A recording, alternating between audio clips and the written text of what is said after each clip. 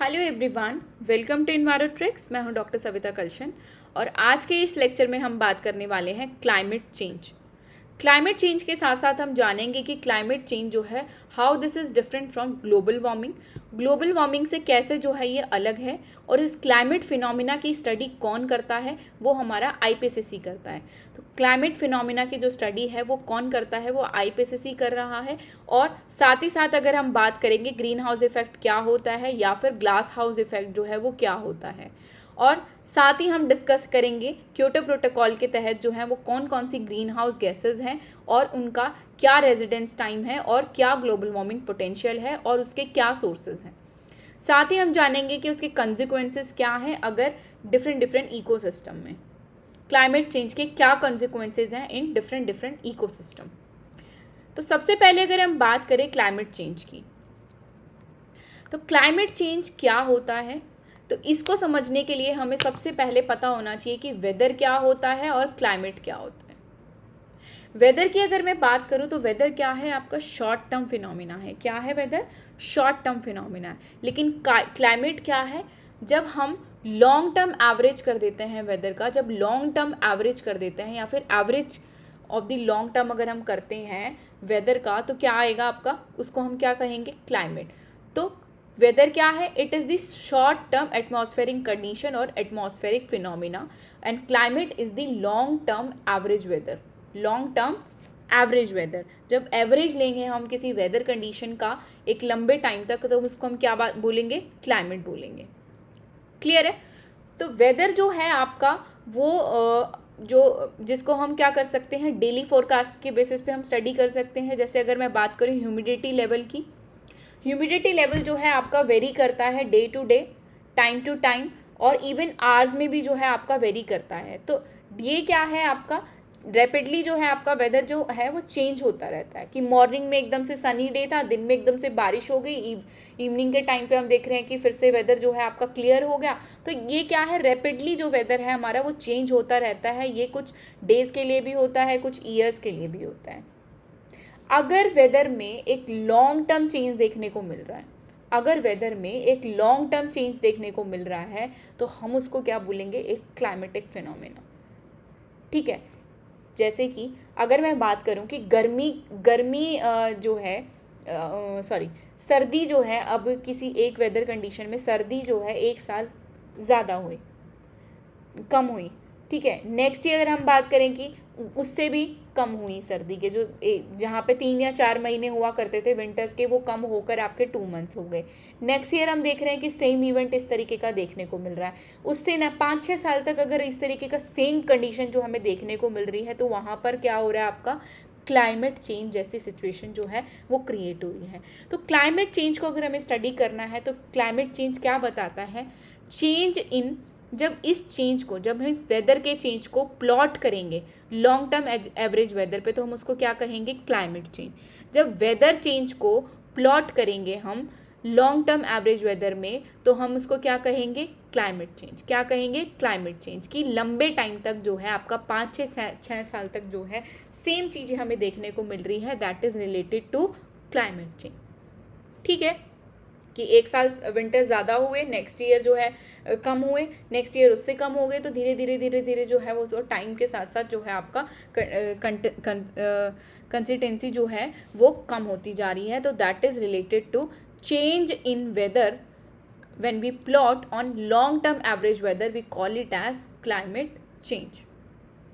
Next अगर हम इसको समझने के लिए बात करें एटमॉस्फेरिक कंडीशन की, तो एटमॉस्फेयर में जो है आपका CO2 प्रेजेंट है। ठीक है। इनिशियली जो है बिफोर इंडस्ट्रियलाइजेशन, तो CO2 का कंसंट्रेशन था वो था 300 पार्ट्स पर मिलियन, PPM। ठीक है। 300 PPM का कंसंट्रेशन था बिफोर इंडस्ट्रियलाइजेशन। ठीक है। या फिर हम इसको ये भी कह सकते हैं 0.03%। लेकिन टाइम के साथ धीरे धीरे इसका कंसंट्रेशन क्या हो गया, अब इंक्रीज हो गया, वो बढ़कर कितना हो गया है? 419 PPM हो गया। इसकी जो स्टडी की थी, जो एटमॉस्फेरिक कंडीशन में CO2 का कंसेंट्रेशन जो चेंज हो रहा था, इसकी स्टडी जो हुई थी वो किसने की थी? Father and son, killing and killing ने की थी हवाई आइलैंड पे, मोना लुआ ऑब्जर्वेटरी में। कहाँ पर? हवाई आइलैंड पे मौना लुआ ऑब्जर्वेटरी में इन्होंने क्या चेक किया था? क्लाइमेट चेंज मॉनिटरिंग फिनोमिना को देखा था। और हवाई आइलैंड जो मौना लुआ ऑब्जर्वेटरी है उसको इस्टेब्लिश किया गया था 1958 में। ठीक है, तो ये स्टडी किसने की थी? किलिंग फादर एंड सन ने की थी। और जो इन्होंने किसके थ्रू बताया था? एक कर्व के थ्रू जो है हमें ये बताया था कि टाइम के साथ साथ जो है कंसंट्रेशन ऑफ CO2 है वो आपका इंक्रीज होता जा रहा है। क्या होता जा रहा है? इंक्रीज होता जा रहा है। तो इस अगर हम इंक्रीज की बात देखें तो एटमॉस्फेयर में ये इंक्रीज हो क्यों रहा है? आफ्टर इंडस्ट्रियलाइजेशन क्या हुआ? इंडस्ट्रीज की प्रेजेंस की वजह से, थर्मल पावर प्लांट्स की वजह से कि थर्मल पावर प्लांट एस्टैब्लिश हो गए हैं, विकुलर एमिशंस की वजह से जो है आपका ये सारे के सारे एंथ्रोपोजेनिक रीजंस की वजह से आपका क्या हो रहा है? टेम्परेचर जो है वो इंक्रीज होता जा रहा है। तो जब CO2 का कंसंट्रेशन एटमॉस्फेयर में इंक्रीज होगा तो क्या कॉज होगा? Global warming. क्या कॉज होगा? ग्लोबल वार्मिंग कॉज होगा। बिकॉज ये जो CO2 का कंसंट्रेशन इंक्रीज हो रहा है तो ये क्या करेगा? ये CO2 जो है आपका ट्रैप कर लेगा, it absorb the terrestrial radiation and increase the temperature and cause the global warming. क्या कॉज करेगा? ग्लोबल वार्मिंग कॉज करेगा। क्लियर है? तो ग्लोबल वार्मिंग के साथ साथ हमें क्या देखने को मिल रहा है? क्लाइमेट चेंज देखने को मिल रहा है कि टेम्परेचर जो है हमारी अर्थ का day by day year to year जो है वो इंक्रीज होता जा रहा है just because of global warming and increase concentration of CO2 in the atmosphere. Clear है? So what is the difference between weather and climate? ये क्लियर है। वेदर आपका शॉर्ट टर्म फिनोमिना है, क्लाइमेट आपका long term average weather phenomena है जो आपका slowly change होता है। डिकेड्स ऑफ पैटर्न्स हमें देखने को मिलते हैं इन द क्लाइमेट। जब हम वेदर चेंज को प्लॉट करें लॉन्ग टर्म एवरेज वेदर पे तो हम उसको क्या कहेंगे? क्लाइमेट चेंज की बहुत लंबे टाइम से जो है 5-6 साल के बाद 5-6 साल तक जो है कंटिन्यूसली हमें चेंज अगर देखने को मिल रहा है we call it as climate change. And this climate change is caused due to the increase the atmospheric concentration of different gases। जैसे कि CO2 की हमने बात की तो 300 ppm concentration before pre industrialisation हुआ करता था, जो इंक्रीज होकर आपका कितना हो गया है? 300 ppm से 419 ppm। तो CO2 की कंसनट्रेशन इंक्रीज होने की वजह से क्या हुआ? आपका ग्लोबल वार्मिंग क्या हुआ? CO2 की कंसंट्रेशन जब इंक्रीज हुई तो हमारे ग्रीन हाउस गैसेज इंक्रीज हो गई एटमॉस्फेयर में, तो वो क्या करेंगी? वो एब्जॉर्ब कर लेंगी सारी के सारी रेडिएशंस को और क्या कॉज करेंगी? हमारे टेम्परेचर को इंक्रीज करेंगी जिसको हमने क्या नाम दिया? ग्लोबल वार्मिंग का नाम दिया। क्लियर है? तो ये ट्रिगर किसकी वजह से हुआ? CO2 का कंसंट्रेशन जो इंक्रीज हुआ this is triggered by anthropogenic activities. किसकी वजह से हुआ? एंथ्रोपोजेनिक एक्टिविटीज़ की वजह से इस तरीके के प्रॉब्लम जो है हमें देखने को मिली। तो क्लाइमेट चेंज जो है हमें देखने को मिला। तो now let's talk about what is global warming. Global warming क्या होता है? एज पर IPCC अगर हम बात करें तो it is the long term increase in earth average surface temperature due to human activities. Human activities की वजह से अगर long term increase of temperature जो है हमें अर्थ का अगर देखने को मिल रहा है तो हम इसको क्या कहेंगे? ग्लोबल वार्मिंग कहेंगे। टेम्परेचर की अगर हम बात करें तो 1.1 degree Celsius rise rapidly since pre industrialisation level. तो बिफोर इंडस्ट्रियलाइजेशन जो है आपका टेम्परेचर इंक्रीज जो था वो 1.1 डिग्री सेल्सियस देखने को मिलता था, लेकिन आफ्टर इंडस्ट्रियलाइजेशन जो है हमारा टेम्परेचर इंक्रीज होता जा रहा है। हमारा पेरिस एग्रीमेंट का जो गोल है वो ये है कि हमें अपने टेम्परेचर को बिलो 2 डिग्री सेल्सियस रखना है और एम जो है हमारा 1.5 डिग्री सेल्सियस तक का है। ये है कि हम उसको 1.5 डिग्री सेल्सियस तक का चेंज जो है वो सिर्फ इतना ही कर दें। ठीक है, तो पेरिस एग्रीमेंट का मेन मोटो क्या है कि 1.5 डिग्री सेल्सियस तक टेम्परेचर रखें ताकि हमारा वार्मिंग ग्लोबल वार्मिंग जो है हम उसको मेंटेन कर पाएँ और अर्थ को जो है बचा पाएँ, सेव कर पाएँ। कंसिक्वेंसेस की अगर हम बात करें तो अगर ग्लोबल वार्मिंग होगी तो हमें ज़्यादातर क्या देखने को मिलेगा? हीट वेव्स देखने को मिलेंगी, एक्सट्रीम रेनफॉल देखने को मिलेगा। ये सारी चीज़ें हो रही हैं अभी एट प्रेजेंटली हमारे साथ। लास्ट टाइम जब गर्मियाँ हुई थी तो दिल्ली में बहुत ज़्यादा हीट वेव थी, बहुत सारे लोगों को अपनी जान गंवानी पड़ी थी due to heat wave. Similarly extreme rainfall की अगर हम बात करें तो एट प्रेजेंटली जो है आपका हरियाणा इससे इम्पैक्टेड है, हिमाचल प्रदेश इससे इम्पैक्टेड है, उत्तराखंड में एक्सट्रीम वेदर रेनफॉल इवेंट्स देखने को मिल रहे हैं जिसकी वजह से क्लाउड बर्स्ट और इस तरीके की सिचुएशन देखने को मिल रही हैं। ड्राउट कंडीशन, कुछ एरियाज़ में ड्राउट कंडीशन भी कॉज हो रही है। ग्लेशियर्स हमारे मेल्ट होते जा रहे हैं ड्यू टू ग्लोबल वार्मिंग।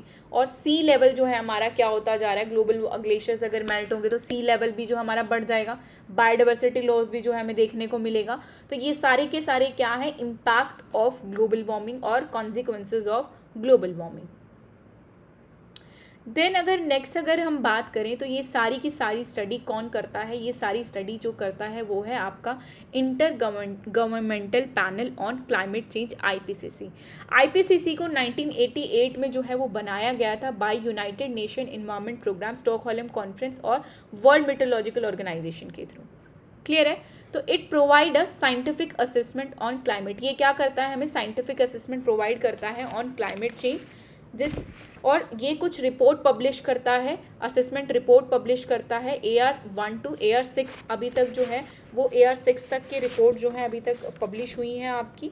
और साथ ही साथ अगर हम बात करें तो AR6 रिपोर्ट जो है आपका, उसके अकॉर्डिंगली जो है ये बात कही गई थी कि दिसंबर 1850 से लेके 2019 तक, दिसंबर 1850 से लेके 2019 तक जो है वो टेम्परेचर इंक्रीज जो है हमें देखने को मिला, बहुत ज़्यादा टेम्परेचर इंक्रीज जो है हमें देखने को मिला है। और उसका रीज़न जो है वो कौन है, ह्यूमन एक्टिविटीज़, एंथ्रोपोजेनिक एक्टिविटीज़। जो रीसेंट रिपोर्ट आपकी आई थी वो AR6 थी, जो आपकी 2021 में आई थी। ठीक है, 2021 में आपकी लास्ट IPCC असेसमेंट रिपोर्ट 6 आई थी, जिसके अकॉर्डिंगली जो है वो ये कहा गया था कि ह्यूमन एक्टिविटीज़ की वजह से टेम्परेचर जो है बहुत ज़्यादा इंक्रीज होता जा रहा है। क्लियर है? नोबेल पीस प्राइज़ की अगर हम बात करें तो AL गौर को 2007 में जो है नोबेल पीस प्राइज़ मिला था for the climate change awareness के लिए। तो क्लाइमेट चेंज अवेयरनेस के लिए नोबेल पीस प्राइज़ इसको मिला था AL गौर को 2007 में। तो ग्लोबल वार्मिंग तो हमने समझ लिया कि ग्लोबल वार्मिंग क्या है, इंक्रीज ऑफ टेम्परेचर। ठीक है, long term increase of earth average surface temperature due to human activities. Human activities की वजह से अगर टेम्परेचर आपका लंबे समय तक हमें देखने को मिल रहा है, राइज इन टेम्परेचर अगर हमें प्रोलॉन्ग पीरियड तक अगर हमें देखने को मिल रहा है तो उसको हमने क्या कह दिया, ग्लोबल वार्मिंग कह दिया। ठीक है, साइंटिफिक असेसमेंट ऑन IPCC आपका इस्टेब्लिश किया गया था 1988 में by the Stockholm conference UNEP और WMO के द्वारा। और साथ ही साथ इन्होंने ये क्या करते हैं, साइंटिफिक असेसमेंट करते हैं। और इट इज़ दी नेक्स्ट अगर हम बात करें ग्लोबल वार्मिंग की, ग्लोबल वार्मिंग सिर्फ और सिर्फ आपका एक स्मॉल सबसेट है क्लाइमेट चेंज का। क्या है, एक स्मॉल सबसेट है आपका क्लाइमेट चेंज का। ठीक है, तो क्लाइमेट चेंज में हम ग्लोबल वार्मिंग को स्टडी करते हैं, लेकिन क्या है, ये आपका एक स्मॉल सबसेट है क्लाइमेट चेंज का। और क्लाइमेट चेंज क्या है, एक बहुत बड़ा, एक बिग टर्म है जिसमें हम क्या करते हैं, क्लाइमेट पैटर्न चेंज को हम देखते हैं। क्या देखते हैं, क्लाइमेट पैटर्न चेंज को, जैसे ह्यूमिडिटी में चेंज होना, ह्यूमिडिटी में चेंज होएगा, कंडेंसेशन में चेंज होना, टेम्परेचर अगर इंक्रीज हो रहा है तो आपका ह्यूमिडिटी भी चेंज होगा, ह्यूमिडिटी चेंज होगा, कंडेंसेशन भी चेंज हो जाएगा। तो ये सारी की सारी रेनफॉल पैटर्न भी हमारा चेंज होगा, विंड कंडीशन, विंड किस तरीके से बह रही हैं, तो ये सारी चीज़ें जो हैं वो आपका सब कुछ जो है हम किस में कंसिडर करेंगे, क्लाइमेट पैटर्न चेंज। तो क्लाइमेट अगर चेंज होगा तो हमारा क्लाइमेट पैटर्न भी जो है आपका क्या हो जाएगा, चेंज हो जाएगा। और एटमॉस्फेरिक कंडीशन को ये क्या कर देगा, अल्टर कर देगा, वेदर पैटर्न को क्या कर देगा, अगर क्लाइमेट चेंज हो रहा है तो वेदर पैटर्न हमारे क्या हो जाएंगे, अल्टर्ड हो जाएंगे। ठीक है, अगर हम बात करें विंड फ्लो की, जो विंड फ्लो जो अगर नॉर्मली जिस डायरेक्शन में फ्लो कर रही है उसको चेंज करके, या फिर उसके प्रेसिपिटेशन फॉर्मुला को, क्लाइड फॉर्मेशन के फॉर्मुलाज को जो है ये क्या आपका कर देगा, चेंज कर देगा, क्लाइमेट चेंज। ठीक है, तो डेफिनेशन की अगर हम बात करें तो क्लाइमेट चेंज क्या है, it is the long term shift in earth climate pattern. It is the long term shift, एक लंबे समय का जो शिफ्ट है वो अर्थ क्लाइमेट पैटर्न में अगर देखने को मिल रहा है ड्यू टू क्लाइमेट पैटर्न। ठीक है, जैसे कि टेम्परेचर, रेनफॉल, विंड, सीजन। ठीक है, ये सारी की सारी चीज़ें जब हो रही हैं, एक लॉन्ग टर्म शिफ्ट अगर हमें देखने को मिल रहा है हमारे क्लाइमेट पैटर्न में, तो हम इसको क्या कहेंगे, climate change. The long term shift in earth climate pattern we call it as climate change. Then next अगर हम बात करें ग्लोबल वार्मिंग की, तो ग्लोबल वार्मिंग क्या है? Rise in temperature for the prolong period. अगर लंबे समय तक अगर कोई टेम्परेचर जो है वो इंक्रीज हो रहा है तो उसको हमने क्या नाम दे दिया? ग्लोबल वार्मिंग का नाम दे दिया। तो global warming is it just only the subset of climate change. Clear है? It is the just subset of climate change. The rise in earth average surface temperature due to greenhouse gases and gas emission. Green house gases या gas emissions की वजह से अगर rise of temperature हो रहा है तो उसको हमने क्या बोला? ग्लोबल वार्मिंग बोला। लेकिन long term shift on earth and due to climate pattern अगर हमें देखने को मिल रहा है तो हमने क्या बोला? क्लाइमेट चेंज बोला। ठीक है, नेक्स्ट अगर हम बात करें स्कोप की, स्कोप जो है क्लाइमेट चेंज का बहुत ब्रॉड होता है, जिसमें हम ग्लोबल वार्मिंग को इंक्लूड करते हैं, कूलिंग फिनोमिनास को भी इंक्लूड करते हैं जैसे ला नीना, रेनफॉल पैटर्न्स जो हैं वो शिफ्ट हो जाते हैं, स्टॉर्म्स हमें देखने को मिलते हैं, वार्मिंग इफेक्ट जो है उसको हमने क्या बोला? एल नीना। ठीक है, एल नीनो। सी लेवल राइज जो है इसकी वजह से हो सकता है। तो डिफरेंट पैटर्न्स ऑफ फिनोमिना जो है, डिफरेंट क्लाइमेटिक पैटर्न चेंज जो है हमें देखने को मिलते हैं। एक ब्रॉड फिनोमिना जो है वो क्या है? आपका क्लाइमेट चेंज, जहाँ पे वार्मिंग भी होगा, कूलिंग भी होगा, रेनफॉल पैटर्न भी चेंज होगा, स्टॉर्म्स भी हमें देखने को मिलेंगे और सी लेवल जो है वो राइज होगा। तो ये सारी के सारे स्कोप्स जो है वो किस में कंसिडर किए जाते हैं? क्लाइमेट चेंज में। लेकिन ग्लोबल वार्मिंग जो है बहुत नैरो होता है उसका स्कोप, वो सिर्फ और सिर्फ आपका क्या बताता है? इंक्रीज इन टेम्परेचर, कि टेम्परेचर इंक्रीज हो रहा है तो क्या हो रहा है? वार्मिंग इफेक्ट हो रहा है। तो ये इंक्रीज इन टेम्परेचर की बात करता है। क्लियर है? कॉजेज़ की अगर हम बात करें तो इसमें नेचुरल कॉजेज़ में आपके आएंगे volcano, solar cycle etcetera. But human में जो आएगा आपका ह्यूमन या फिर एंथ्रोपोजेनिक सोर्सेज की अगर हम बात करें तो उसमें green house gas emission, deforestation and land use pattern. ठीक है, ये सारी की सारी चीज़ें जो हैं वो किस में आएंगी? आपकी क्लाइमेट चेंज पैटर्न्स में आएंगी। तो एंथ्रोपोजेनिक एक्टिविटी और नेचुरल एक्टिविटी दोनों चीज़ें जो हैं आपका क्या कर सकती हैं? क्लाइमेट चेंज जैसे फिनोमिनास को अकर कर सकती हैं। बट ग्लोबल वार्मिंग की अगर हम बात करें तो उसके लिए सिर्फ और सिर्फ कौन रिस्पॉन्सिबल है? ह्यूमन बींग्स रिस्पॉन्सिबल है, एंथ्रोपोजेनिक एक्टिविटीज़ जो है वो रिस्पॉन्सिबल है। क्लियर है? तो क्लाइमेट चेंज में आपके नेचुरल और ह्यूमन या फिर एंथ्रोपोजेनिक दोनों एक्टिविटीज़ आएंगी, नेचुरल भी और एंथ्रोपोजेनिक भी। लेकिन ग्लोबल वार्मिंग में क्या होगा? ग्लोबल वार्मिंग में जस्ट ओनली ह्यूमन एक्टिविटीज़ जो हैं आपकी कंसिडर की जाती हैं। तो due to industrialisation, fossil fuel burning, thermal power plants की वजह से, ये सारी चीज़ों की वजह से जब आपका टेम्परेचर जो है, आपकी ग्रीन हाउस गैसेज बढ़ रही हैं, ग्रीन हाउस गैसेज बढ़ेंगे तो आपका टेम्परेचर जो है वो अर्थ का टेम्परेचर जो है वो आपका इंक्रीज होगा और क्या कॉज करेगा? ग्लोबल वार्मिंग इफेक्ट कॉज करेगा। नेक्स्ट अगर हम बात करें इंडिकेटर्स की, तो उसमें क्या होगा? आपका एक्सट्रीम वेदर इवेंट्स हमें देखने को मिलेंगे जैसे कि ला नीनो, एल नीनो। ठीक है, मेल्टिंग ऑफ ग्लेशियर्स हमें देखने को मिलेगा। अगर ग्लेशियर्स मेल्ट हो जाएंगे, ग्लेशियर्स अगर मेल्ट होंगे तो फ्लड आएगी। ठीक है, रेनफॉल एक्सेस होगा, रेनफॉल एक्सेस होगा तो फ्लड आएगी, फ्लड आएगी तो क्या होगा? आपका सारा का सारा जो फ्लड का रिवर्स का पानी है वो सारा जाके आपके सी लेवल्स में जाएगा। सी लेवल्स में अगर वो पानी जाएगा तो क्या होगा?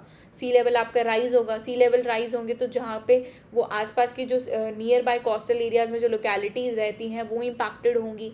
जो एनिमल आपके ग्लेशियर्स में रहते हैं, जो आपके इकोसिस्टम में, ग्लेशियर इकोसिस्टम में जो आपके ऑर्गेनिज्म, जो एनिमल्स, मैमल्स जो भी प्रेजेंट है वो भी ख़त्म हो जाएंगे, धीरे धीरे स्पीशीज़ जो है वो ख़त्म हो जाएगी। और वाटर स्कार्सिटी भी हमें देखने को मिलेगी। क्यों? क्योंकि ग्लेशियर्स अगर मेल्ट हो गए एक बड़े लंबे टाइम तक तो वाटर जो है, रिवर का सारा पानी जो है वो ग्लेशियर्स में जाके मेल्ट होगा तो सारा का सी वाटर में जाके अगर ऐड हो जाएगा तो धीरे धीरे हमारे ग्राउंड वाटर रिचार्ज होने बंद हो जाएंगे, रिवर्स रिचार्ज होना बंद हो जाएंगी। तो उसकी वजह से हमें वाटर स्कार्सिटी एक बड़े लेवल पे देखने को मिल सकता है। तो that's why climate change is the one of the major issue. ठीक है, ओशन एसिडिफिकेशन हमें देखने को मिल सकता है, डिजर्टिफिकेशन हमें देखने को मिल सकता है ड्यू टू क्लाइमेट चेंज। और ग्लोबल वार्मिंग की वजह से क्या हो रहा है कि rise in global mean temperature, heat wave हमें देखने को मिलेंगी और श्रिंकिंग आइस शीट हमारी क्या हो जाएंगी? श्रिंक हो जाएंगी। टाइम स्केल की अगर हम बात करें तो ये डिकेड टू सेंचुरीज इसको लगता है। लेकिन ग्लोबल वार्मिंग की अगर हम बात करें तो since industrialisation revolution, industrial revolution के बाद से जो है ये फिनोमिना जो है आपका राइज होना स्टार्ट हो गया था आफ्टर इंडस्ट्रियलाइजेशन। लेकिन क्लाइमेट चेंज में जो है हमें डिकेड टू सेंचुरी जो है वो लग जाती हैं। एग्जाम्पल के तौर पे हम बात करें तो मोर इंटेंस साइक्लोन्स जो है हमें हमारे बे ऑफ बंगाल वाले रीजन में देखने को मिल रहे हैं। मॉनसून पैटर्न जो है वो शिफ्ट होता जा रहा है। बायोडाइवर्सिटी लॉस जो है हमें ज़्यादा देखने को मिल रहा है। Earth has warmed 1.1 degree Celsius since 1850 to 900 baseline. तो अर्थ का जो टेम्परेचर है वो इंक्रीज होता जा रहा है। तो दीज आर दी एग्जाम्पल्स। तो क्लियर है, climate change और global warming. Global warming is the subset of climate change and climate change is the long term shift in earth climate pattern. Earth climate pattern के change होने की वजह से जो है वो क्लाइमेट चेंज कॉज होता है, जिसके कॉजेज़ की अगर हम बात करें तो उसके नेचुरली भी हो सकता है और वो एंथ्रोपोजेनिकली भी आपका हो सकता है। और इसमें जो है आपके warming, cooling, rainfall shift, storm, sea level rise, all phenomenas broader होता है। इसका टर्म जो है वो ब्रॉडर है, जिसमें हर तरीके के फिनोमिनाज जो हैं हमें देखने को मिलते हैं। लेकिन ग्लोबल वार्मिंग में सिर्फ और सिर्फ हमें राइज इन टेम्परेचर देखने को मिलता है due to green house gases. Clear है। देन हम बात करते हैं ग्रीन हाउस इफेक्ट क्या होता है या फिर ग्लास हाउस इफेक्ट क्या होता है। तो डेफिनेशन की अगर हम बात करें, the natural process where certain gases, natural process, this is the natural process where certain gases in earth atmosphere trap heat. क्या कर लेती हैं, कुछ गैसेस हमारी हीट को ट्रैप कर लेती हैं, keeping the planet warm enough to support life. और इतना जो है आपका इतना टेम्परेचर जो है वो इंक्रीज़ कर देती है, जिसकी वजह से क्या होता है, हमारा वार्मिंग इफेक्ट जो है वो हमें देखने को मिलता है। हमारा प्लैनेट जो है उसका टेम्परेचर इंक्रीज़ होता जा रहा है। क्लियर है। तो सबसे पहले अगर हम बात करें कि इसमें क्या होता है, किस तरीके के फिनोमिना जो है हमें देखने को मिलते हैं। Suppose that this is the surface of earth. ये क्या है, आपकी सरफेस ऑफ अर्थ है। सन से जो रेडिएशन आ रही है, रेडिएशन की क्या होती है, हाई एनर्जी होती है। जो सन से रेडिएशन आ रही है उनकी एनर्जी क्या होती है, हाई होती है। हाई एनर्जी होएगी, इट्स मीन दैट कि शॉर्टर द वेवलेंथ, कि उनकी वेवलेंथ क्या होगी, शॉर्ट होंगी। और हम इनको क्या बोलेंगे, इंसोलेशन। ठीक है, जो सन से रेडिएशन आ रही है उसको हमने क्या बोला, इंसोलेशन बोला, जिसकी हाई एनर्जी होती है और शॉर्ट वेवलेंथ होती है। तो हाई एनर्जी होने की वजह से ये डायरेक्टली जो है हमारे एटमॉस्फेयर में एंटर कर जाती है। हमारे एटमॉस्फेयर में कुछ गैसेस प्रेजेंट होती हैं, लेकिन ये gases, these gases are transparent for insolation. जो रेडिएशन, हाई एनर्जी रेडिएशन जो आ रही है, इसके लिए ये क्या होती हैं, ट्रांसपेरेंट होती हैं। लेकिन क्या होता है कि जब ये सरफेस से टकराएंगी, जब ये हाई एनर्जी रेडिएशन जब सरफेस से टकराएंगी तो ये रिफ्लेक्ट बैक होंगी। जब ये रिफ्लेक्ट बैक होंगी, ठीक है, रिफ्लेक्ट बैक होंगी, तो क्या होगा कि ये लॉन्ग वेव टेरेस्ट्रियल रेडिएशन जो है उसमें कन्वर्ट होंगी। तो इनकी जो वेवलेंथ है वो क्या हो जाएगी, कम हो जाएंगी। ठीक है, वेवलेंथ जो है वो क्या हो जाएगी, बढ़ जाएगी। तो वेवलेंथ जो है वो क्या हो जाएगी, लॉन्ग हो जाएगी। ठीक है, लॉन्ग वेवलेंथ होने की वजह से आपका क्या होगा कि एटमॉस्फेयर में जो गैसेस प्रेजेंट हैं, जैसे CO2 है या फिर जो भी ग्लोबल वार्मिंग पोटेंशियल कॉज करती हैं, वो गैसेस जो प्रेजेंट है, अगर हाई कंसंट्रेशन में ग्रीन हाउस गैसेस अगर प्रेजेंट है तो वो क्या कर लेंगी, वो सारी की सारी जो हीट रिफ्लेक्ट बैक हुई हैं उसको ट्रैप कर लेंगी। जब ये हीट को ट्रैप करेंगी, ठीक है, लेसर एनर्जी क्या प्रोड्यूस कर रही है, लॉन्ग वेव टेरेस्ट्रियल रेडिएशन। ठीक है, जिसको हमने IR रेडिएशन भी बोला, इंफ्रारेड रेडिएशन भी बोला। तो IR रेडिएशन को ये जो एटमॉस्फेयर में गैसेस प्रेजेंट हैं, ये क्या कर लिया, इन्होंने ट्रैप कर लिया। ट्रैप करने की वजह से क्या हुआ, हमारे एटमॉस्फेयर में क्या हुआ, हीट जनरेट हुआ। क्या हुआ, हीट जनरेट हुआ। जो हीट जनरेट हुआ वो क्या कॉज कर रहा है, ग्लोबल वार्मिंग। क्या कॉज कर रहा है, ग्लोबल वार्मिंग। तो सिंपल सा फिनोमिना है, सन से हाई एनर्जी रेडिएशन आई, वो हाई एनर्जी रेडिएशन जो है हमारे एटमॉस्फेयर में जो गैसेस प्रेजेंट है वो ट्रांसपेरेंट होती है for the high energy radiation. जब वो सरफेस से टकराती है रेडिएशन, जब उनका जो वेवलेंथ है वो क्या होता है, वो बढ़ जाता है, लॉन्ग वेवलेंथ में जो है वो कन्वर्ट हो जाती हैं। तो उनको हम क्या बोलेंगे, इंफ्रारेड रेडिएशंस बोलेंगे। जब ये इंफ्रारेड रेडिएशन रिफ्लेक्ट बैक होने के बजाय हमारे एटमॉस्फेयर में जो गैसेस प्रेजेंट हैं, हाई कंसेंट्रेशन या फिर ग्लोबल जो ग्रीन हाउस गैसेज जो हमारी प्रेजेंट है वो ग्रीन हाउस गैसेज क्या कर लेंगी, उस लॉन्ग वेवलेंथ टेरेस्ट्रियल रेडिएशन को एब्जॉर्ब कर लेंगी और क्या कॉज करेंगी, ग्लोबल वार्मिंग कॉज करेंगी। क्लियर है? तो this is the phenomena of green house gases. ये क्या था आपका, ग्रीन हाउस गैसेस का फिनोमिना था। अब अगर हम बात करें कि कौन कौन सी ग्रीन हाउस गैसेस जो हैं अकॉर्डिंग टू क्योटो प्रोटोकॉल हमने रखी हैं, तो अगर क्योटो प्रोटोकॉल के अकॉर्डिंगली अगर हम देखें तो carbon dioxide, methane, nitrous oxide, hydrofluorocarbon, perfluorocarbon और sulphur hexafluoride, and these are the green house gases. तो कितनी ग्रीन हाउस गैसेस हैं अकॉर्डिंग टू क्योटो प्रोटोकॉल?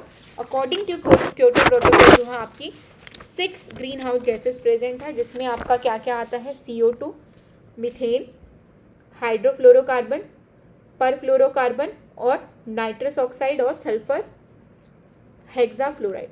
ठीक है, ये सारी की सारी गैसेस जो है आपकी ग्लोबल वार्मिंग पोटेंशियल जो है इनका बहुत हाई होता है, और मैक्सिमम रेजिडेंस टाइम होने की वजह से हमारे एटमॉस्फेयर में ज़्यादा रेजिडेंस टाइम होने की वजह से ये ज़्यादा लंबे समय तक एटमॉस्फेयर में प्रेजेंट रहती हैं, जिसकी वजह से ग्लोबल वार्मिंग जो है आपका कॉज होता है। क्लियर है? एक इंटरेस्टिंग फैक्ट की अगर हम बात करें, क्या कहीं कहीं पे क्वेश्चंस जो है आपसे पूछे जाते हैं कि वाटर वेपर जो है वो पोटेंशियल ग्रीन हाउस गैसेस है या नहीं है। तो water vapour is not the potential green house gas just because water vapour का जो रेजिडेंस टाइम होता है वो बहुत कम होता है। वाटर वेपर का रेजिडेंस टाइम कम होने की वजह से उसको हम पोटेंशियल ग्रीन हाउस गैसेज में जो है वो कंसिडर नहीं करते हैं। ठीक है, क्यों? क्योंकि वाटर वेपर अगर एटमॉस्फेयर में अगर ज़्यादा हो गया तो कंडेंसेशन हो जाएगा, कंडेंसेशन अगर हो जाएगा तो क्या होगा, आपका रेनफॉल हो जाएगा। तो वाटर वेपर जो है एक लंबे टाइम तक जो है आपके एटमॉस्फेयर में प्रेजेंट नहीं रह सकता, उसका ग्लोबल वार्मिंग पोटेंशियल जो है वो बहुत कम होता है। That's why we call it as not potential green house gas. ठीक है, इसीलिए हम इसको टिपिकली असाइन नहीं करते हैं ग्रीन हाउस गैस में। अब ग्रीन हाउस गैसेस की अगर हम बात करें तो that is natural green house gases जो होती थी वो हमारे लिए एसेंशियल फॉर लाइफ होती थी। क्यों? क्योंकि हमारे टेम्परेचर जो है हमारे अर्थ का उसको मेंटेन करने के लिए। लेकिन ड्यू टू ह्यूमन एक्टिविटीज़ की वजह से क्या हुआ कि हमारी जो ग्रीन हाउस गैसेज है वो धीरे धीरे इंक्रीज होती जा रही है, जिसकी वजह से क्या हो रहा है, ग्लोबल वार्मिंग इफेक्ट जो है हमारा कॉज हो रहा है। राइज टेम्परेचर हो रहा है, मेल्टिंग ऑफ आइस हो रहा है, सी लेवल बढ़ रहा है, एक्सट्रीम वेदर इवेंट्स देखने को मिल रहे हैं और बायोडाइवर्सिटी लॉस जो है हमें देखने को मिल रहा है। अगर हम बात करें कि ग्लास हाउस इफेक्ट क्या होता है, ग्लास हाउस इफेक्ट बेसिकली क्या होता है, जैसे कि मैं बात करूं अगर हमारे माउंटेन रीजन्स में, माउंटेन रीजन जो होते हैं वहाँ पे सनलाइट जो है आपकी कम जाती है, सनलाइट कम जाएगी। ठीक है, सनलाइट अगर कम जाएगी, जो वहाँ के प्लांट हैं तो उनको प्लांट को क्या चाहिए ग्रो करने के लिए, हीट चाहिए, ह्यूमिडिटी चाहिए। अब ह्यूमिडिटी तो उनके पास प्रेजेंट है लेकिन उनके पास हीट प्रेजेंट नहीं है, तो हीट को ट्रैप करने के लिए वो क्या करते हैं, जो अपनी क्रॉप्स होती हैं उस क्रॉप्स के बाहर जो है वो क्या लगा देते हैं, एक ग्लास लगा देते हैं, एक चैम्बर बना देते हैं ग्लास का। ठीक है, ये क्रॉप्स हैं और ये ग्लास का चैम्बर बना दिया, तो ये जो ग्लास का चैम्बर जो बन गया, अब सन से जो भी रेडिएशंस आई, सन से जो भी रेडिएशन आएगी तो ये सारी की सारी रेडिएशन जब एंटर करेंगी किसी ग्लास में और यहीं पे जो है ये रिफ्लेक्ट बैक होके जो है आपके एब्जॉर्ब होती रहेंगी, तो जिससे क्या आपकी प्लांट को ह्यूमिडिटी भी अच्छा मिल रहा है और साथ ही साथ जो आपको हीट भी अच्छी मिल रही है। तो ये कहाँ पर हमें देखने को मिलता है, माउंटेन रीजन्स में जो है इस तरीके के फिनोमिनास को हमें देखा जाता है कि ग्लास हाउस इफेक्ट जो है आपके देखे जाते हैं। तो इसी तरीके से जो है आपका हमारे एटमॉस्फेयर में भी जो है इसी तरीके का सेम प्रोसेस होने लग गया कि ग्रीन हाउस गैसेज जो हैं, तो ग्रीन हाउस गैसेज जो है हमारी ट्रांसपेरेंट हो गई हैं इनकमिंग सोलर रेडिएशन के लिए, विच इज़ ट्रांसपेरेंट होती है किसके लिए, इनकमिंग सोलर रेडिएशन के लिए, लेकिन ओपेक होती हैं, रोकती हैं किसको, outgoing for the terrestrial radiation के। जो टेरेस्ट्रियल रेडिएशन है या IR रेडिएशन है उसके लिए क्या होती हैं, ये ओपेक का काम करती हैं। किसका काम करती है? ओपेक का, रोकने का काम करती है। ठीक है, जिसकी वजह से क्या होता है, आपका टेम्परेचर कंसंट्रेशन इंक्रीज होता है और वार्मिंग इफेक्ट कॉज होता है।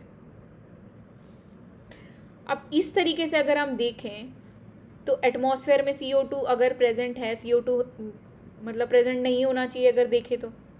नॉर्मली अगर कोई बच्चा अगर कोई क्वेश्चन इस तरीके का कर ले कि जो CO2 प्रेजेंट है वो तो फिर हमारे लिए डेंजरस हो गया। क्यों? क्योंकि CO2 क्या कर रहा है, हाई कंसनट्रेशन में प्रेजेंट है, वो सारा का सारा CO2 जो है वो हीट को एटमॉस्फेयर से ट्रैप कर रहा है।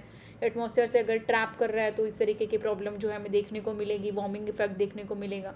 लेकिन अगर वो नेचुरली प्रेजेंट है, ठीक है, नेचुरली जितना होना चाहिए उतना ही कंसंट्रेशन में अगर प्रेजेंट है तो वो इफेक्ट कॉज नहीं कर रहा है। लेकिन उसका कंसंट्रेशन अगर एटमॉस्फेयर में इंक्रीज हो रहा है तो वो इफेक्ट कॉज कर रहा है। और अगर CO2 हमारे एटमॉस्फेयर में प्रेजेंट ना हो तो क्या होगा, ड्यूरिंग द नाइट टाइम जो है वो क्या होएगा, सब कुछ बर्फ़ बन जाएगा। ड्यूरिंग नाइट टाइम जो है वो सब कुछ बर्फ़ बन जाएगा, जो अर्थ का जो टेम्परेचर है वो मेंटेन नहीं हो पाएगा। तो हमारे लिए हर गैसेस जो है वो इम्पॉर्टेंट है, लेकिन इन सफिशेंट कंसंट्रेशन। सफिशेंट कंसंट्रेशन में जो है हमारे लिए हर ग्रीन हाउस गैस जो है वो इम्पॉर्टेंट है, लेकिन अगर उनका कंसंट्रेशन सफिशेंट अमाउंट से 0.03% जो है वो सफिशेंट कंसंट्रेशन है CO2 का इन दी एटमॉस्फेयर। अगर उससे ज़्यादा बढ़ेगा तो कंसंट्रेशन अगर जब इंक्रीज होगा तो दैट इज ऑब्वियस कि गैसेस का कंसंट्रेशन अगर एटमॉस्फेयर में इंक्रीज हो रहा है, that absorb the terrestrial radiation and cause the warming effect. Clear है? नेक्स्ट हम बात करते हैं ग्रीन हाउस गैसेस की। तो हमने बात करी रेजिडेंस टाइम की और उनके मेजर सोर्सेस की। तो CO2 जो है, कार्बन डाइऑक्साइड का जो मेजर सोर्स जो है वो क्या है आपका, fossil fuel combustion, fossil fuel burning, जिसमें हम कोल, ऑयल, गैस जो भी हम अगर हम बर्न कर रहे हैं, फॉसिल फ्यूल अगर हम बर्न कर रहे हैं तो क्या कॉज हो रहा है, CO2 का एमिशन हो रहा है। डिफॉरेस्टेशन की अगर हम बात करें तो अगर पेड़ काट देंगे तो जो हमारा एटमॉस्फेयर से, अगर पेड़ काटने की वजह से जो है एटमॉस्फेयर में जो CO2 प्रोड्यूस हो रही है वो सारी की सारी एटमॉस्फेयर में रह जाएगी डिफॉरेस्टेशन की वजह से। प्लांट क्या करते हैं, CO2 को कंज्यूम कर लेते हैं, लेकिन अगर डिफॉरेस्टेशन कर देंगे तो कंजम्पशन ऑफ CO2 भी कम हो जाएगा, ख़त्म हो जाएगा। सीमेंट प्रोडक्शन के दौरान भी जो है आपका मैक्सिमम CO2 प्रोड्यूस होता है। इंडस्ट्रियल प्रोसेसेस के थ्रू भी जो है आपका CO2 प्रोड्यूस होता है। Vehicular emission is also the major reason for production of CO2। ठीक है, तो बहुत सारे ऐसे रीजंस हैं, मेजर सोर्सेज हैं जो CO2 को एमिट आउट करते हैं। अगर एटमॉस्फेरिक रेजिडेंस टाइम की अगर मैं बात करूँ तो CO2 का एटमॉस्फेरिक रेजिडेंस टाइम जो है वो 50 से 200 साल है। कितना? 50 से 200 साल। इसीलिए मैंने कहा था कि वाटर वेपर का जो रेजिडेंस टाइम है वो कुछ घंटों या कुछ हफ्तों के लिए होता है, लेकिन इसीलिए उसको global green house potential gases जो है वो नहीं माना जाता। ग्लोबल वार्मिंग पोटेंशियल गैसेस जो है प्रॉपरली जो है उसको नहीं माना जाता। लेकिन CO2 का कंसंट्रेशन जो है, एटमॉस्फेरिक रेजिडेंस टाइम जो है वो बहुत ज़्यादा होता है। 50 से 200 साल तक जो हमारा एटमॉस्फेयर में पड़ा रह सकता है। ठीक है, मीथेन की बात करें तो इसका एटमॉस्फेरिक रेजिडेंस टाइम जो है वो 12 साल है। नाइट्रस ऑक्साइड का 114 साल है। हाइड्रो फ्लोरोकार्बन्स का जो है वो 1 से 270 साल तक जो है एटमॉस्फेयर में रहता है। पर फ्लोरोकार्बन जो है वो 2600 से लेके 50,000 साल तक जो है एटमॉस्फेयर में प्रेजेंट रह सकते हैं। और सल्फर हेक्साफ्लोराइड की अगर हम बात करें तो 3200 साल तक, जो 3200 साल तक जो है हमारे एटमॉस्फेयर में प्रेजेंट रह सकते हैं। तो सोचो कि कितना इम्पैक्ट जो है वो कॉज करेंगे। ठीक है, जितना ज़्यादा रेजिडेंस टाइम होगा उतना ज़्यादा ग्लोबल वार्मिंग पोटेंशियल जो है उस पर्टिकुलर गैस का जो है वो होगा। तो इसको मेज़र, ग्लोबल वार्मिंग पोटेंशियल को मेज़र करने के लिए हमने एक बेसिक सा लाइफ स्पैन पैरामीटर जो है वो रखा था कि टाइम स्पैन रखा था कि हम एक स्केल ले लेते हैं जिसमें 1 से लेकर 100 साल तक का एक पीरियड है। ठीक है, 1 से 100 साल तक का एक पीरियड है, और हमने एज्यूम किया था कि CO2 का जो ग्लोबल वार्मिंग पोटेंशियल अगर 1 है तो उसके कंपैरिजन में अदर गैसेस का कितना ग्लोबल वार्मिंग पोटेंशियल है। अगर CO2 का कंसंट्रेशन 1 से 100 साल में अगर 1 है, मीथेन की अगर हम बात करेंगे तो उसका ग्लोबल वार्मिंग पोटेंशियल जो है वो आपका 25 होगा। ठीक है, कितना होगा? 25। ठीक है, और नाइट्रस की अगर हम बात करें तो उसका ग्लोबल वार्मिंग पोटेंशियल जो है वो कितना है? 298। कितना है? 298। और हाइड्रोफ्लोरोकार्बन का जो है 142 11,700 जो है वो ग्लोबल वार्मिंग पोटेंशियल है हाइड्रोफ्लोरोकार्बन का. That's why this is very dangerous for our environment. पर फ्लोरोकार्बन की अगर हम बात करें तो 7,390 से लेके 12,200 तक जो है इसका ग्लोबल वार्मिंग पोटेंशियल होता है. और सल्फर हेक्साफ्लोराइड का तो सबसे ज़्यादा होता है, that is the 22,800 global warming potential है. तो स्मॉल अमाउंट में भी अगर प्रेजेंट है तो बहुत ज़्यादा ग्लोबल वार्मिंग पोटेंशियल जो है इसका होने की वजह से, रेजिडेंस टाइम ज़्यादा होने की वजह से वार्मिंग इफेक्ट जो है वो बहुत ज़्यादा कॉज करता है. दैट्स वाई UNFCCC ने जो है आपका United Nation framework climate change Rio declaration में जो है आपका बनाया गया. साथ साथ बात की गई थी, क्योटो प्रोटोकॉल लाया गया कि भैया ग्लोबल वार्मिंग को अगर मेंटेन करना है तो तुम्हें ये गैसेस को जो है वो मेंटेन करना पड़ेगा, कंसंट्रेशन उसका कम करना पड़ेगा, नहीं तो आने वाले टाइम पे सब कुछ जो है वो ख़त्म हो जाएगा. और ऐसा हमें देखने को मिल भी रहा है इवन. ठीक है, मीथेन की अगर हम बात करें तो सोर्सेज क्या हैं इसके. लाइफ स्टॉक डाइजेशन है. राइस जो सबसे ज़्यादा मीथेन जो है वो प्रोड्यूस होता है आपका एग्रीकल्चर फील्ड से.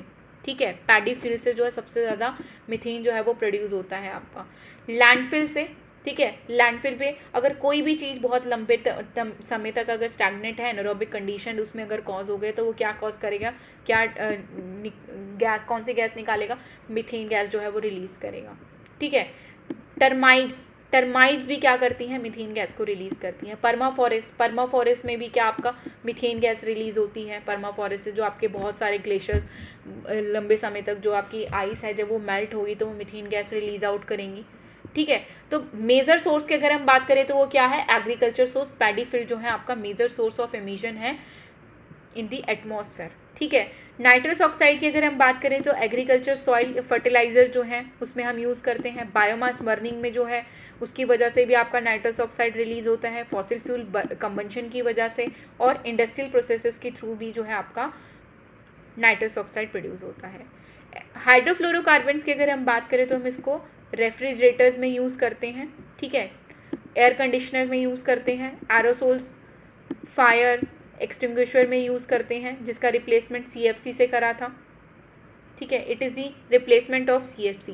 तो क्लोरोफ्लोरोकार्बन का रिप्लेसमेंट क्या था, HFC था. लेकिन HFC जो है, HFC क्या कॉज करता, CFC क्या कॉज करता था, ओजोन डिप्लीशन कॉज कर रहा था, ओजोन डिप्लीटिंग फैक्टर था. लेकिन अब ये क्या कॉज कर रहा है, हाइड्रोफ्लोरोकार्बन जो हमने रिप्लेस करके क्लोरोफ्लोरोकार्बन को हमने फ्रिज में जो यूज़ करना स्टार्ट कर दिया, एयर कंडीशनर में यूज़ करना स्टार्ट कर दिया. लेकिन जब ये अब क्या कॉज कर रहा है, ये ग्लोबल वार्मिंग कॉज कर रहा है. तो ये दोनों तरीके से जो है वो क्या है, हार्मफुल है. ठीक है, पर फ्लोरोकार्बन की अगर हम बात करें तो aluminium production, semiconductor and electronic industries, refrigerator जो है वहाँ से क्या निकलता है आपका पर फ्लोरोकार्बन. सल्फर हेक्साफ्लोराइड की अगर हम बात करें तो इलेक्ट्रिकल इंसुलेशन इन स्विच गियर, मैग्नीशियम प्रोडक्शन और सेमीकंडक्टर इंडस्ट्रीज से जो है आपका क्या निकलता है, सल्फर हेक्साफ्लोराइड. क्लियर है. तो सबसे ज़्यादा जो क्वेश्चन आपसे पूछे जाते हैं, ठीक है, जो सबसे ज़्यादा मैक्सिमम क्वेश्चन आपसे पूछे जाते हैं, देखो इंटरव्यूज़ वगैरह के लिए आप जाएंगे तो आपको बेसिकली ये क्वेश्चन पूछे जाएंगे कि वेदर और क्लाइमेट में क्या डिफरेंस होता है, जो बहुत बेसिक क्वेश्चंस होते हैं और एक्सपेक्ट भी करा जाता है कि आपको इनके का आंसर जो है पता होंगे. इतना ज़्यादा temperature change, variation, climate phenomena, global warming, ये सब चीज़ें चल रही हैं तो इनके ऊपर क्वेश्चन भी जो है बहुत अच्छे से पूछे जाते हैं. ठीक है, नेक्स्ट अगर हम बात करें तो ये सब आपको पता होना चाहिए कि क्लाइमेट चेंज और ग्लोबल वार्मिंग में क्या डिफरेंस है. ज़्यादातर लोग क्या कहते हैं कि ग्लोबल वार्मिंग हो रही है, क्लाइमेट चेंज हो रहा है. तो ग्लोबल वार्मिंग और क्लाइमेट चेंज जो है वो दोनों से डिफरेंट है. Global warming is the sub part of climate change. Clear है. इसके बाद हमने बात की थी ग्रीन हाउस इफेक्ट और ग्लास हाउस इफेक्ट की. क्या होता है, ग्लास हाउस इफेक्ट जो है आपका अच्छा होता है. ठीक है, लेकिन यही प्रोसेस जो है हमारे अर्थ में अब देखने को मिल रहा है, तो जिसकी वजह से जो है हमारा टेम्परेचर बढ़ता जा रहा है और मेल्टिंग ऑफ आइस जो है वो होता जा रहा है. नेक्स्ट हमने बात की ग्लोबल वार्मिंग पोटेंशियल्स की, एटमॉस्फेरिक रेजिडेंस टाइम की और सोर्सेज की. सबसे ज़्यादा जो क्वेश्चन पूछे जाते हैं आपसे MCQs वगैरह में, मैच द फॉलोइंग में, वो यहीं से पूछते हैं कि CO2, मीथेन और ये सब रेजिडेंस टाइम दे दिया, किसका कौन सा है, ग्लोबल वार्मिंग पोटेंशियल दे दिया, किसका कौन सा है. ठीक है, तो हमेशा याद रखना सबसे ज़्यादा किसका है ग्लोबल वार्मिंग पोटेंशियल, CO2 का, सबसे ज़्यादा सल्फर हेक्साफ्लोराइड का. देन उसके बाद आता है आपका परफ्लोरोकार्बन का, हाइड्रोफ्लोरोकार्बन का, नाइट्रस ऑक्साइड का, मीथेन का और CO2 का। ठीक है, अब हम बात करते हैं कंसिक्वेंसेस की। ठीक है, कंसिक्वेंसेस के बारे में अगर हमें पढ़ना है, सपोज दैट आपका एक एटमॉस्फेयर मैंने कंसिडर, एक इकोसिस्टम मैंने कंसिडर कर दिया क्रायोस्फेयर। ठीक है, इकोसिस्टम मैंने कंसिडर करा कि क्रायोस्फेयर जहाँ पर बहुत सारी कवर ऑफ आइस जहाँ पर प्रेजेंट होता है, कवर ऑफ आइस, बहुत सारा आइस वहाँ पे प्रेजेंट होता है, दैट इज क्रायोस्फेयर। अब क्रायोस्फेयर अगर मेल्ट होगा, ये आइस जो है अगर वो मेल्ट होंगी, उनकी मेल्टिंग स्टार्ट हो जाएंगी, तो क्या होगा? अगर टेम्परेचर इंक्रीज हो रहा है, ठीक है, आइस ऑफ कवर प्रेजेंट है, हमारे प्लैनेट का 1/10 हिस्सा जो है, 1/10 हिस्सा जो है आपका, वो आइस शीट और ग्लेशियर से मिलकर बना है। किससे? आइस शीट और ग्लेशियर से। आइस शीट जो आपकी प्रेजेंट है वो अंटार्कटिका में, साइबेरिया में और ग्रीनलैंड में प्रेजेंट है। आइस शीट्स कहाँ प्रेजेंट है? अंटार्कटिका में, साइबेरिया में और ग्रीनलैंड में। ग्लेशियर्स की अगर हम बात करें तो उसमें आपका आता है एल्प्स, हिमालयाज और क्लिम्स। ठीक है, क्लेंस, अल्प्स, हिमालयाज और क्लेंस। तो आइस शीट जो है आपकी 1/10 हिस्सा जो है आपका आइस कवर है, लेकिन टेम्परेचर अगर इंक्रीज होगा तो मेल्टिंग स्टार्ट हो जाएगी। अगर मेल्टिंग स्टार्ट होगी, मेल्टिंग स्टार्ट होने की वजह से क्या होगा? इंडिजिनस कम्युनिटी डिस्प्लेसमेंट हमें देखने को मिलेगा। जो एनिमल्स या जो पीपल जो है उस पर्टिकुलर एक रीजन में रह रहे थे, वो क्या करना स्टार्ट कर देंगे? वहाँ से माइग्रेट होना स्टार्ट हो जाएंगे। ठीक है, नेक्स्ट अगर हम बात करें पर्मा फॉरेस्ट रीजन की, तो क्रायोस्फेयर में क्या, पर्मा फॉरेस्ट रीजन, वहाँ बहुत सारी आइज हमें देखने को मिल रही है।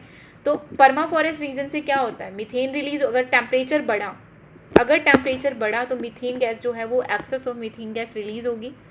बैक्टीरियल और माइक्रोबियल एक्टिविटी जो है आपकी क्या हो जाएंगी? फास्ट हो जाएंगी।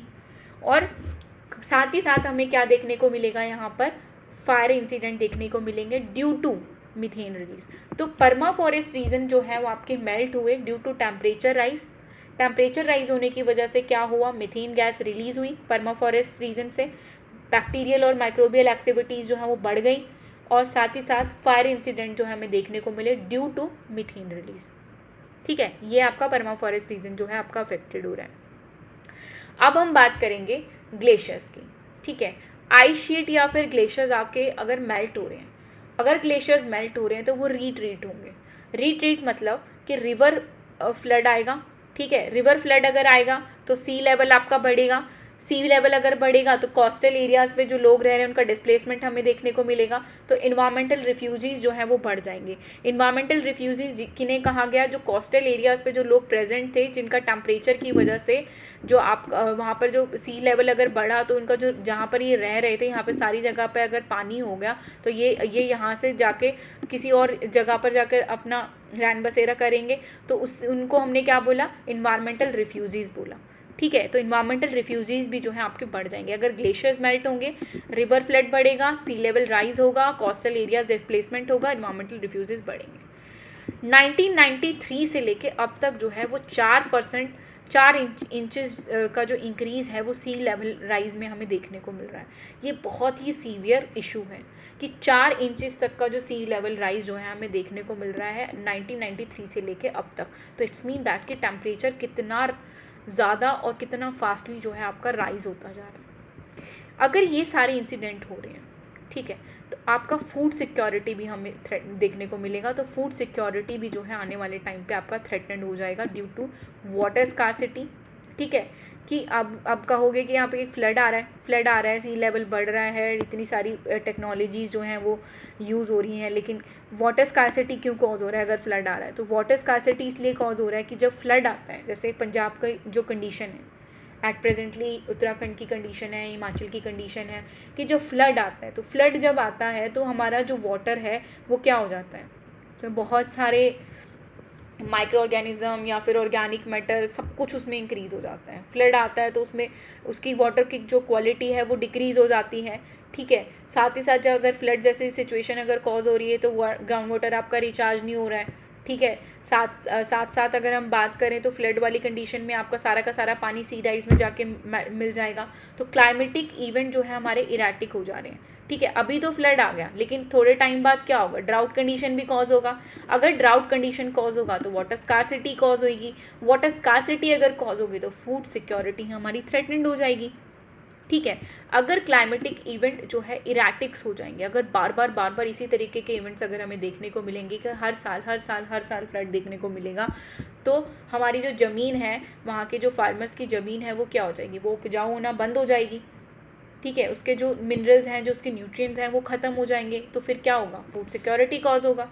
ठीक है, जो सिक्योरिटी जो है वो थ्रेटेंड हो जाएगा, खाना जो है वो कम हो जाएगा, फ्लड कंडीशन जो है वो धीरे धीरे बढ़ जाएंगी, ग्लेशियर्स सारे के सारे ग्लेशियर्स जो है हमारे मेल्ट हो जाएंगे। तो ये सारी की सारी जो बातें हैं, that is all about climate change and global warming, and these are the most concern effect of climate change and global warming. Clear है। आज के बाद जो है, अगर इस लेक्चर को आप ध्यान से सुन लोगे, पढ़ लोगे, तो ग्लोबल वार्मिंग, क्लाइमेट चेंज जैसे क्वेश्चन जो हैं, अगर आंसर राइटिंग करना है या कुछ भी अगर आपको, क्योंकि हर एग्ज़ाम जो है आपका क्या कर दिया है कि एक जो है आपका ऑब्जेक्टिव क्वेश्चन होगा, एक पेपर होगा, एक आपका सब्जेक्टिव होगा। तो उन सारे पेपर्स में अगर आप इस तरीके के जो है फ्लो चार्ट्स को अगर आप मेंशन करो, ये सारे के सारे पॉइंट्स को अगर आप क्लियर करो, तो आप बहुत अच्छे से जो है वो आंसर्स क्वेश्चन नंबर जो है आप सिक्योर कर सकते हैं। तो आज का लेक्चर जो है अगर पसंद आया हो तो प्लीज़ लाइक, शेयर, सब्सक्राइब करें। किसी भी तरीके का कोई क्वेरी है तो प्लीज़ कमेंट करें और सब्सक्राइब करें मेरे चैनल को।